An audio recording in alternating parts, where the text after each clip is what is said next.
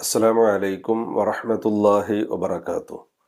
ബിസ്മില്ലാഹിർ റഹ്മാനിർ റഹീം. അൽഹംദുലില്ലാഹി റബ്ബിൽ ആലമീൻ.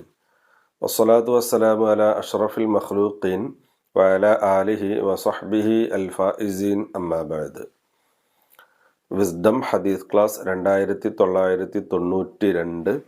ഇന്നത്തെ ഹദീസിൽ പരാമർശിക്കുന്ന വിഷയം നരകത്തിൽ പോകുന്നവരെ തിരിച്ചറിയാൻ നമുക്കത് കഴിയോ ഇല്ലേ നോക്കാം. ബഹുമാനപ്പെട്ട ഇമാം ബുഖാരി റളിയല്ലാഹു തആല അൻഹു റിപ്പോർട്ട് ചെയ്യുന്ന ഹദീസ്, സഹ്ലുബ്നു സഅദിന് സാഇദി റളിയല്ലാഹു തആല അൻഹുവിൽ നിന്ന് നിവേദനം.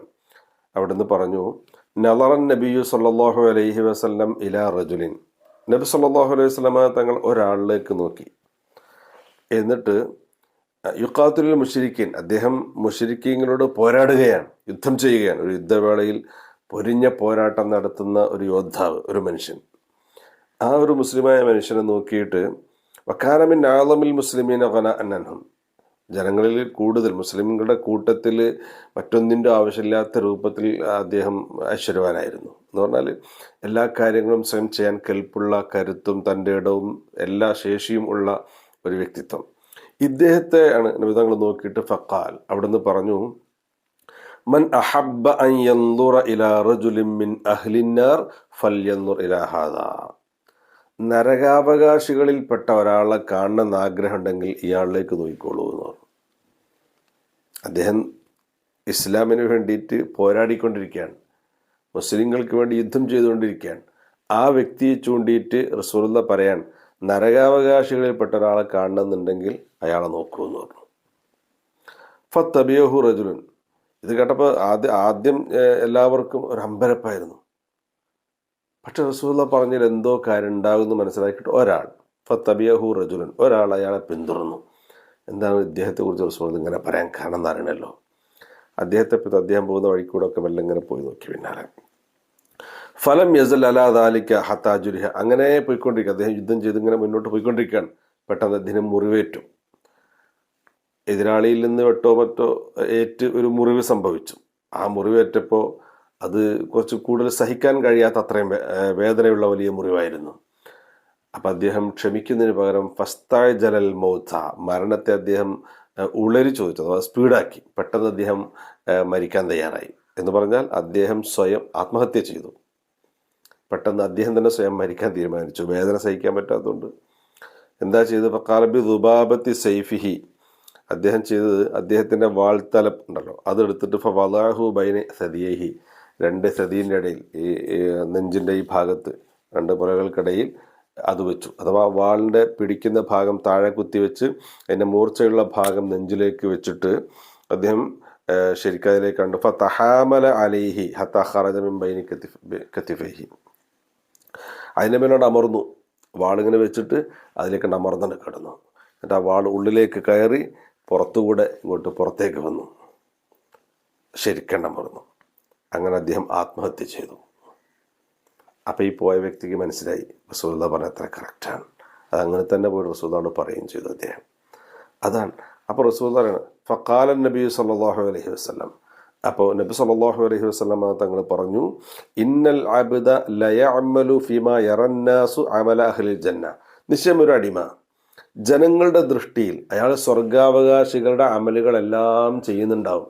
നിസ്കരിക്കുന്നുണ്ടാവും, നോമ്പെടുക്കുന്നുണ്ടാവും, ഇസ്ലാമികത്തിന് വേണ്ടി പോരാടുന്നുണ്ടാവും. ഇങ്ങനെ തുടങ്ങിയിട്ടൊരു സ്വർഗാവകാശി ചെയ്യേണ്ട അമലുകളെല്ലാം പ്രത്യക്ഷത്തിൽ അയാൾ ചെയ്യുന്നുണ്ടാവും. എന്നാൽ ഇന്നഹു ലമിൻ അഹ്ലിന്നാർ, നിശ്ചയം അയാൾ നരകാവകാശികളിൽപ്പെട്ട ആളായിരിക്കും. വയഅമലു ഫീമാ യറന്നാസു അമല അഹ്ലിന്നാർ. ചില ആളുകൾ നരകാവകാശികൾ ചെയ്യുന്ന അമലായിരിക്കും പ്രത്യക്ഷത്തിൽ എല്ലായിടത്തും ചെയ്യുന്നത്. എല്ലാവരും കാണുന്ന രൂപത്തിൽ അയാളിൽ ഉണ്ടാകുന്നതൊക്കെ നരകാവകാശികളുടെ പ്രവർത്തനമാണ്. വഹുവ മിൻ അഹ്ലിൽ ജന്ന, അയാൾ സ്വർഗാവകാശിയായിരിക്കും. ഇന്നമൽ അഅ്മാലു ബിഖവാതിമിഹ. നിശ്ചയം അമലുകൾ അത് സ്വീകരിക്കപ്പെടുന്നതും തീരുമാനിക്കപ്പെടുന്നതും അതിൻ്റെ അന്ത്യം കൊണ്ടാണ്. ആഖിബത്ത് എങ്ങനെ നോക്കിയിട്ടാണ് അയാൾ സ്വർഗാവകാശിയാണോ നരകാവകാശമാണോ തീരുമാനിക്കാൻ കഴിയുക. ചില ആളുകൾ ജീവിതകാലത്ത് മുഴുവൻ നല്ല കാര്യങ്ങളൊക്കെ ചെയ്തങ്ങനെ മുന്നോട്ട് പോകും. പക്ഷെ അയാളുടെ മനസ്സിൽ എവിടെയെങ്കിലും ചിലൊരു തിന്മ കിടക്കുന്നുണ്ടാവും. അപ്പോൾ അയാളുടെ ആഖിബത്ത് മോശം. അയാളുടെ അവസാനം മോശമായിരിക്കും. അയാൾ പിന്നെ നരകാവകാശിയുടെ പ്രവർത്തനങ്ങളിലേക്ക് കൂപ്പുത്തും, അല്ലെങ്കിൽ കുഫറിലേക്ക് എത്തും, ഫിസ്കിലേക്ക് എത്തും. അങ്ങനെ തുടങ്ങിയിട്ട് അയാൾ അവസാനം ഒരു മോശപ്പെട്ട മരണത്തിന് കീഴടങ്ങും, അങ്ങനെ നരകത്തിലേക്ക് പോകും. എന്നാൽ ചില ആളുകൾ പ്രത്യക്ഷത്തിൽ തെറ്റായ പ്രവർത്തനങ്ങളും മറ്റുമൊക്കെ ചെയ്ത് ജീവിക്കും. എന്നിട്ട് പിന്നെ മരിക്കുന്ന സമയത്ത് അതിന് മുമ്പായിട്ട് അദ്ദേഹം നന്നായി തൗബ ചെയ്ത് സൽക്കർമ്മങ്ങൾ ചെയ്ത് അങ്ങനെ മരിക്കുകയും ചെയ്യും. അപ്പോൾ ഒരാളെ പ്രത്യക്ഷത്തിൽ കണ്ടിട്ട് നമ്മൾ ഒരു തീരുമാനം എടുക്കരുത്, അയാളെക്കുറിച്ച് നമ്മൾ പ്രഖ്യാപിക്കരുത് അയാൾ മോശാൻ, അയാൾ നരകാവകാശിയാണ് എന്ന് നമ്മൾ ഒരാളെക്കുറിച്ചും പറയാൻ പോണ്ട. അല്ലെങ്കിൽ ഇയാൾ എന്തായാലും സ്വർഗത്തിലാണെന്നും പറയാൻ പോണ്ട. ആഖിബത്ത് എന്താണെന്നുള്ളത് നമുക്കറിയില്ല. നമുക്കൊരു കാര്യം തീരുമാനിക്കാം, നമ്മുടെ ആഖിബത്ത് നന്നാവണം. അതിനുവേണ്ടി അള്ളാഹുവോട് നിരന്തരം ദുആ ചെയ്യണം, നമ്മുടെ സൽക്കർമ്മം നന്നാക്കണം. ഈ പറഞ്ഞതിനർത്ഥം ഈ ജീവിതത്തിൻ്റെ എന്ത് ചെയ്തിട്ടും കാര്യമില്ല, ആഖിബത്ത് മാത്രം നോക്കിയാൽ മതി എന്നല്ല. അത് ആഖിബത്ത് നന്നാവാൻ ചിലപ്പോൾ അതിന് മുമ്പുള്ള പ്രവർത്തനങ്ങൾ കാരണമായി തീരും. നമ്മൾ പ്രത്യക്ഷത്തിൽ ഒരുപാട് നല്ല കാര്യങ്ങൾ ചെയ്യുന്ന ആൾ ചിലപ്പോൾ അവസാനം മോശമാവെന്ന് പറയാൻ കാരണം അവരുടെ ജീവിതത്തിൽ എന്തെങ്കിലും ഒരു മോശപ്പെട്ട പ്രവണത, എന്തെങ്കിലും ഒരു ഗുരുത്തക്കേടുണ്ടായിട്ട് ആഖിബത്തിനെ ബാധിക്കുന്ന തരത്തിൽ, ചിലപ്പോൾ ഇസ്ലാമിക വിശ്വാസത്തെ പരിഹസിച്ചതോ അല്ലെങ്കിൽ മഹാന്മാരെ പരിഹസിച്ചതോ അങ്ങനെയൊക്കെ ആയിരിക്കാം. കാരണം ആഖിബത്തൊക്കെ മോശമായി പോകുന്നൊരു സാഹചര്യം ഉണ്ടാവാൻ പാടില്ല. അതുകൊണ്ട് നാം ഒരാളെക്കുറിച്ചും അങ്ങനെ ഒരു വിലയിരുത്തലിലേക്ക് എത്തണ്ട.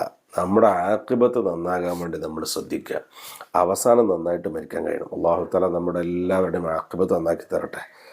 ആഖിറത്തിൽ വിജയിക്കുന്ന യഥാർത്ഥ മുത്തഖീങ്ങളിൽ അള്ളാഹു നമ്മെ ഉൾപ്പെടുത്തി അനുഗ്രഹിക്കുമാറാവട്ടെ. എന്തെങ്കിലും ഗുരുത്തക്കേടുകളോ പാകപ്പിഴവുകളോ നമ്മിൽ നിന്നുണ്ടായിട്ടുണ്ടെങ്കിൽ അള്ളാഹു തആല നമുക്കത് വിട്ടുപുറത്ത് മാപ്പാക്കി തന്ന് നമ്മുടെ ആഖിബത്ത് നന്നാക്കി തന്ന് സ്വർഗത്തിൽ പ്രവേശിക്കുന്ന യഥാർത്ഥ മുഅ്മിനീങ്ങളിൽ അള്ളാഹു നമ്മെ ഉൾപ്പെടുത്തി അനുഗ്രഹിക്കുമാറാവട്ടെ. ആമീൻ. അസ്സലാമു അലൈക്കും വറഹ്മത്തുള്ളാഹി വബറകാതുഹു.